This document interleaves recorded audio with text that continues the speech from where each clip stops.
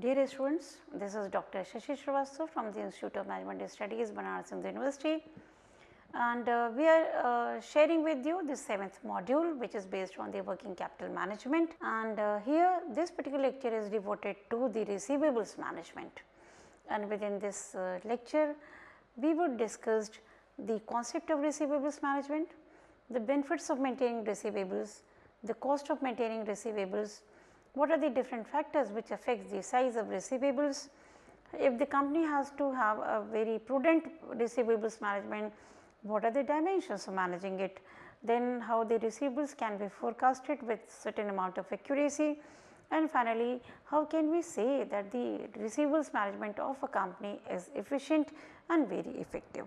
So, with this, let us start with the concept of receivables management. The receivables management deals with the administration of amounts due from customers, essentially when a business allows customer to buy goods or services on credit basis. That means, if there is cash sales, there is no accounts receivables created by the company, but keeping in mind the competition and the offers given by the other companies, no company can afford to rely only on the cash sales. So, hence every company has to manage the accounts receivable, that is the product of the credit sales of the goods and services made by the company.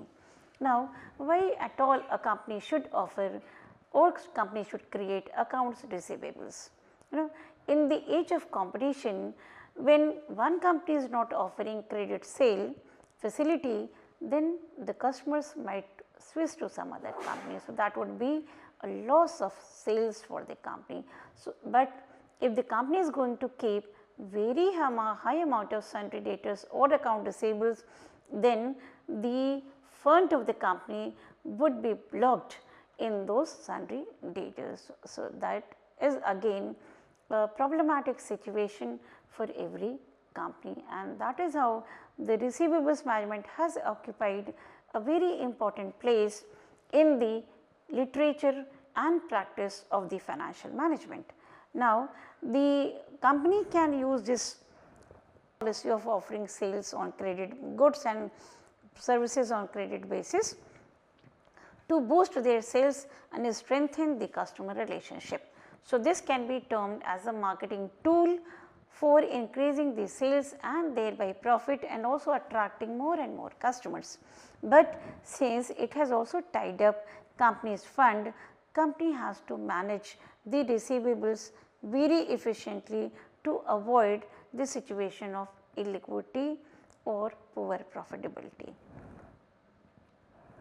Benefit of maintaining receivables can be understood with the fact that it is nothing but a marketing tool. It is used to attract more and more customer to buy the product of the company, but the cost associated with receivables are very much stringent. That includes the capital cost. Capital cost actually refers to the opportunity cost of fund tied up in receivables. That means, if the company would have not invested in receivables, it would have got some cash which would have been invested in some profitable opportunity. So, that would have increased the return of the company. So, this capital cost is actually nothing but the implicit cost of maintaining the investment in the receivables.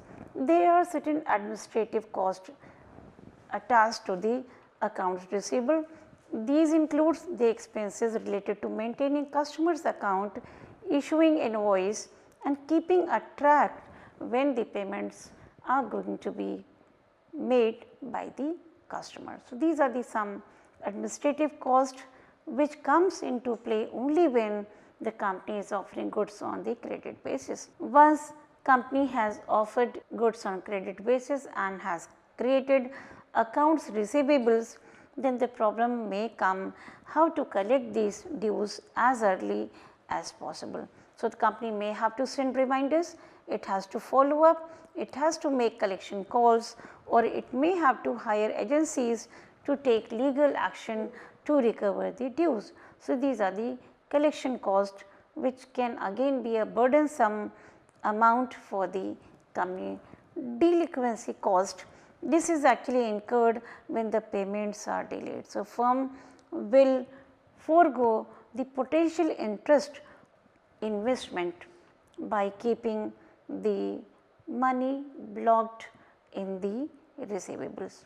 And in addition to all these costs, there can be chances of bad debt, there can be chances of customers not making the payment to the customers. So, this is a direct hit from the customers turning out the debtors into a bad debt. So, these are the costs and the benefits which should be matched before actually entering into some decision regarding whether to create receivables. If yes, then up to what level. Then these are the factors which will influence the size of receivables, and there are some factors coming from the external environment and there are some factors which is emanating from company's internal environment. So, first is the credit policy of the firm. Credit policy actually refers to the period for which the credit facility is being offered to the customers. It may be 30 days, it may be 45 days. So, you can see that the credit period is 30 days, that means your payment will come after 30 days, but if it is 45 days, another 15 days would be taken to recover the dues from the customer. So, if it is 45 days, naturally you have to keep higher size of receivable as compared to a condition when the credit period is only 30 days. Credit terms offered to the customers. Credit terms may involve the provisions like the discount and the seasonal dating. So, if company is offering discounts, naturally where from the cash will come? It would come from the current liability of the company or the funds that company already has. So, this means the more positive credit terms, more favorable credit terms would demand for a higher or the larger size of the receivables. The sales volume of credit sale as against the cash sales would also determine the level of size of receivables. If more and more credit sales are being used by the company or they are preferred by the company, then company is going to create very high amount of receivables in the company, and in turn there can be high chances of bad debt as well. Then collection process and its efficiency would also affect the size of receivable. If the team is very efficient in collecting the dues, naturally the company may work with a lesser amount of receivables. The collection process is not good and the payment of customers is not coming at an early date, then company has to have larger amount of receivable. Credit evaluation process, actually it is denoting the fact what is the quality of credit standard, what is the credit worthiness of customer. If the company is offering this very unique facility to every customers regardless the credit worthiness of the customer, then naturally there are going to be pressure from the management that company would have to have high size of receivables. There are certain external factors like the industry norm. If every company is following this industry norm of a credit period of 30 days, your company cannot have or company cannot afford to have a credit norm of say 15 days or even giving the goods and services on cash basis. Economic condition can also affect the repayment capacity of the debtors. If it is a recession, the customer would be delaying the payment, whereas if there is a economy which is passing through the condition of boom, naturally every customer has got very good amount of profitability and their paying capacity would also increase. Credit worthiness of the customers, this is related with the capital, collateral, character of the customers. This would include the overall image of the customers and their paying habit, and actually if the customers are good at their credit worthiness, company need not worry about this. Competitors' practice and regulatory environment can also affect the amount of receivable that a company should maintain. Now, the question arises, how to have the optimum amount of receivable in any company, how to have the optimum amount which is not very high, not too low, and having this amount of receivables in any company has to have certain points in keeping in mind whenever they are formulating the credit and the collection policy. So, formulating credit and collection policy would require the attention of company on first of all evaluating the credit worthiness of the customer. That means, find out if a customer is worthy of getting the credit facility from the company or not, and for this there are certain process, there are certain activities that need to be followed by the company. Number one, gathering credit information. That means, in order to check the reputation of the customer, company has to collect certain information with the help of financial statement of the customers. There are certain reports prepared by the credit rating agencies that can also be studied. There are bank reports, how the customer has behaved with the banks in past, that can also be taken as a point of reference. Firm's own experience in past can also work as a reference point for taking a decision whether to grant credit this time or not. Then other sources like trade journals, periodicals can also be contacted and can be studied before granting the credit to the customer. Now, once the informations have been gathered, there are process of analyzing the information with the help of 5 C's. Capacity of the customer. Capacity refers to the efficiency with which the assets of the companies are utilized in producing the profit. If the company is using its assets very efficiently, naturally they will not have any problem in repaying the dues of the company.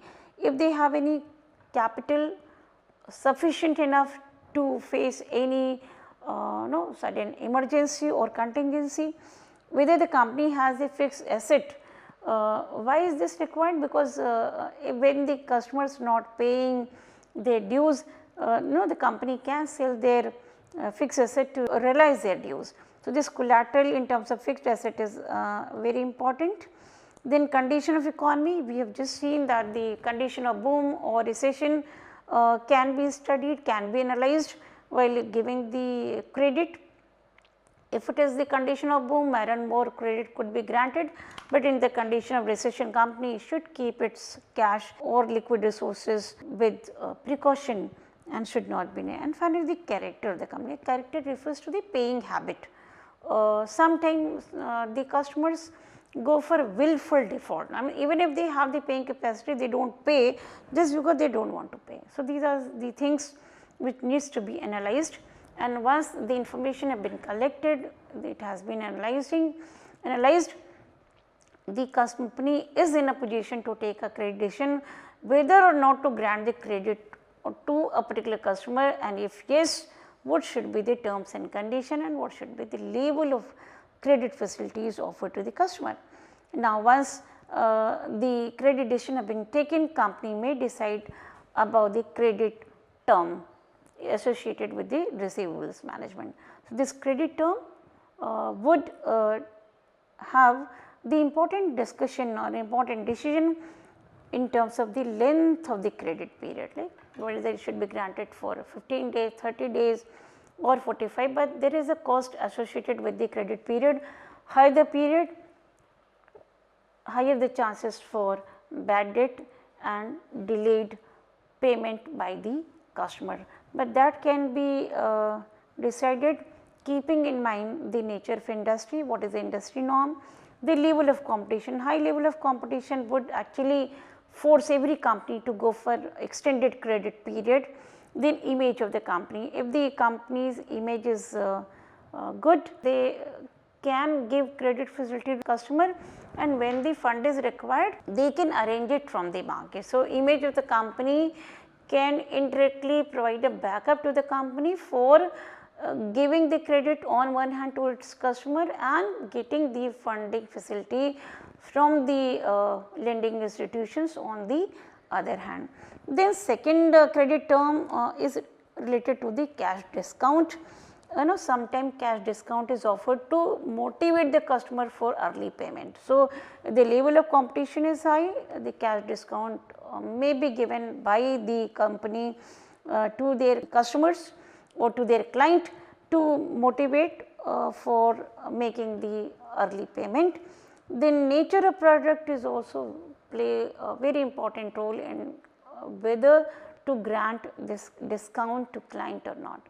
If the product is of perishable nature, you would like to sell it as fast as possible, and in order to increase the sales, company may offer the cash discount to the client so as to speed up the sales of the company. Now, there can be some special provisions known as the seasonal dating, where before the demand of the product has been raised by the customers, company can deliver the product. So, that can reduce the receivables or the amount of goods and inventory or this product within the company. So, that can also reduce the cost associated with carrying the inventory.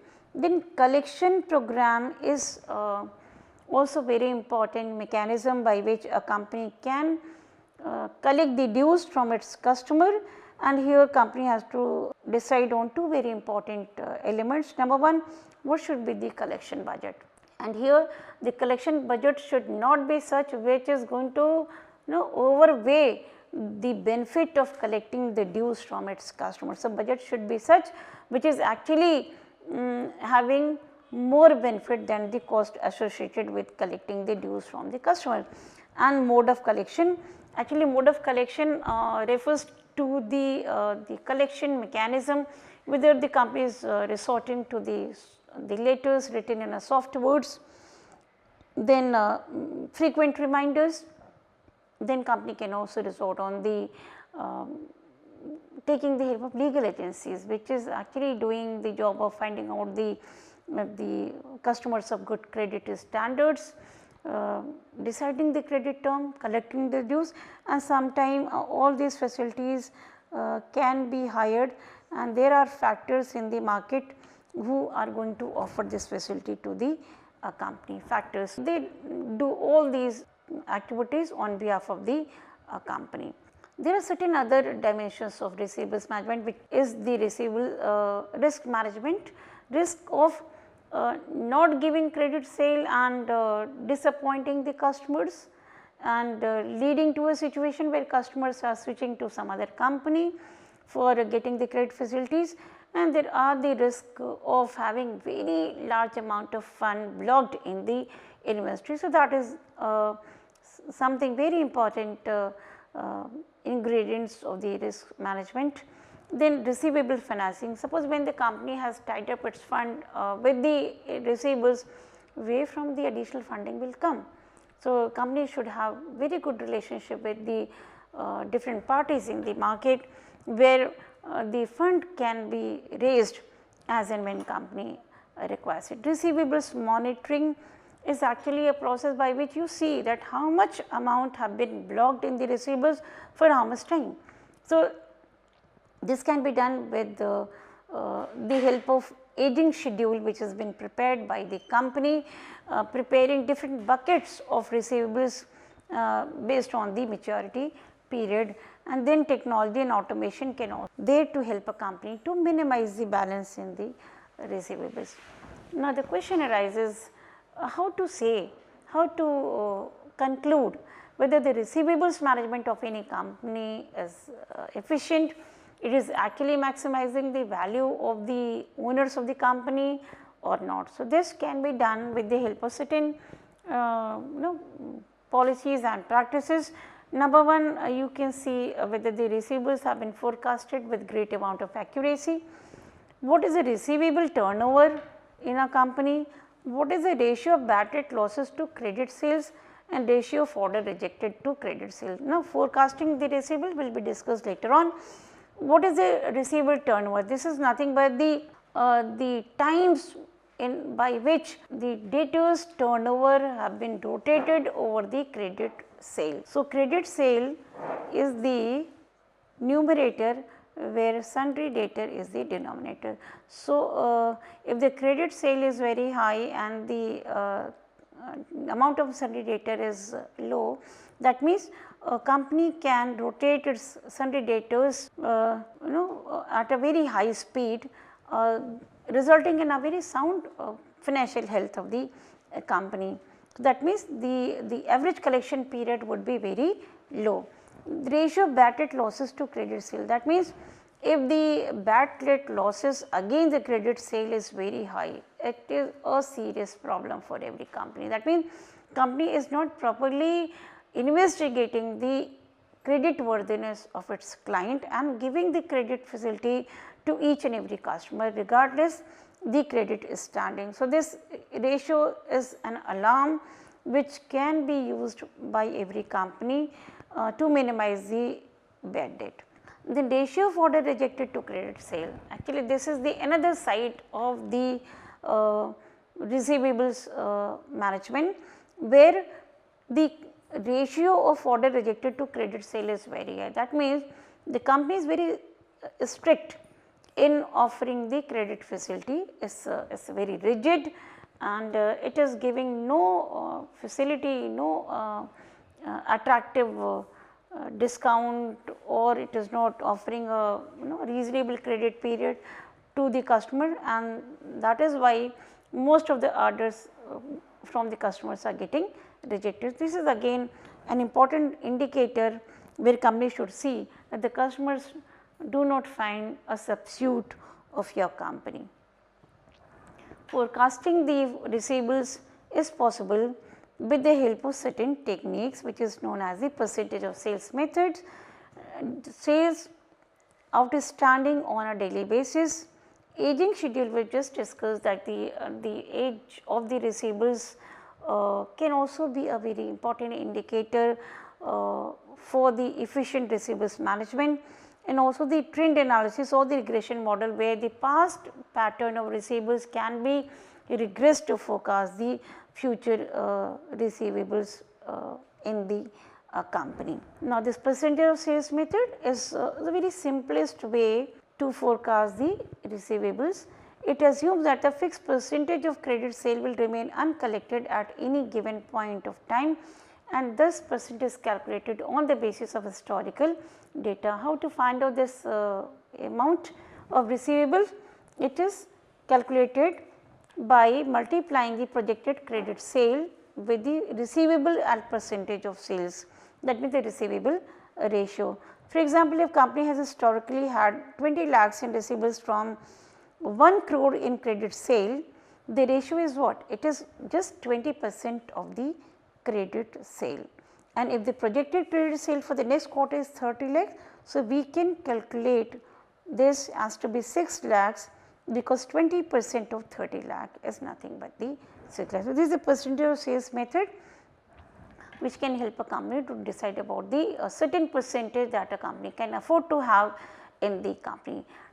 Days sales outstanding, it is nothing but the reverse of the average collection period, which provides a time based approach to forecast receivables, and it is calculated as how many days on an average it takes for a company to collect its receivable. So, higher the period, inefficient is the management of receivable, and if the period is lower, that means your credit is outstanding just say for 30 days, then it is showing very prudent task of the receivables managers, and it is also giving a very good picture or sound picture of the company in managing its receivable. Now, the third and important techniques of managing receivable is the aging schedule method, which is a very practical and insightful way to analyze and forecast the receivables. Suppose there are certain bucket of receivables where one group of receivable the maturity period is ranging from 0 to 30 days. So, this is indicating a low risk category of the receivables, where payment is slightly delayed. It may have a period ranging from 31 to 60 days. They can be a category of receivable which is of major concern, where it has been outstanding for more than 60 days, but before lower than the 90 days. But there can be some receivables which is been outstanding, which is remain outstanding beyond 90 days, and these are the categories where the management should be very careful, as there are high chances that these receivables would be turning out to be as bad debt of the company. So, then these aging schedule actually refers to two important things. Number one, health of the receivables, whether it is going to be recovered by the company or not, this is the one thing. Second, it would also help in forecasting the future probability of collecting the dues from the customers. So, these are the example of aging schedule, and these are the weight of certain receivable which is remaining outstanding, and as a result of this we can say that the first category can have a possibility that the 90% of the 4 lakhs would be recovered. So, that comes up to be 3.8 lakhs. The 80% are the chances that the receivables of second category can be recovered. So, this amounts to be 2.4 lakhs.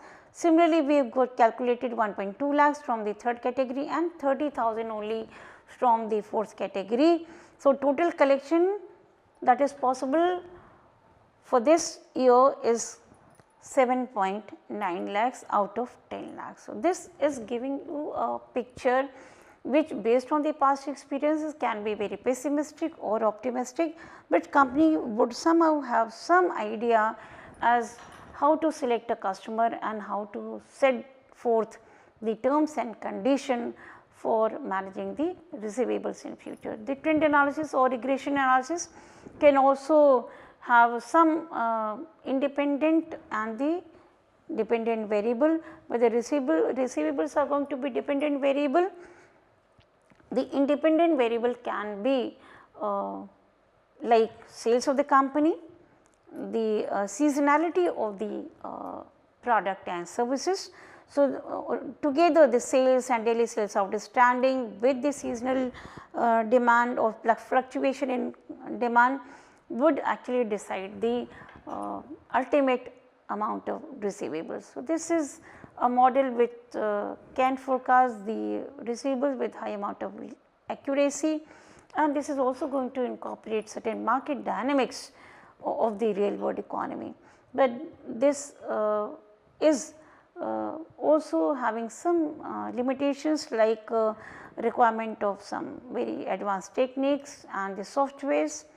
Is there the company is required to clean historical data, because there may be some outliers where some figures may not get repeated in future, or there may be some very abnormal figures related to the receivables management in past. So, all those changes, all those adjustments need to be done by the company. So, with this we have concluded that receivables, though is considered to be a marketing tool for attracting more and more customers and thereby increasing the sales and profit of the company, it is also having a very serious cost associated with it, that is the cost of foregone interest rate, and also the receivables turning out to be bad debts.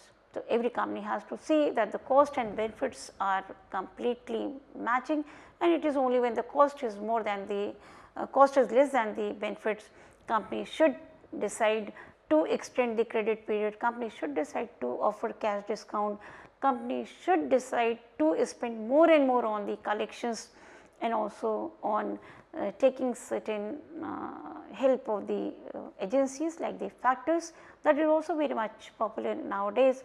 So, with this we come to an end. I hope you would like this educational journey and the discussion particularly on the receivables management.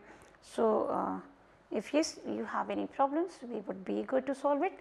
Thank you so much.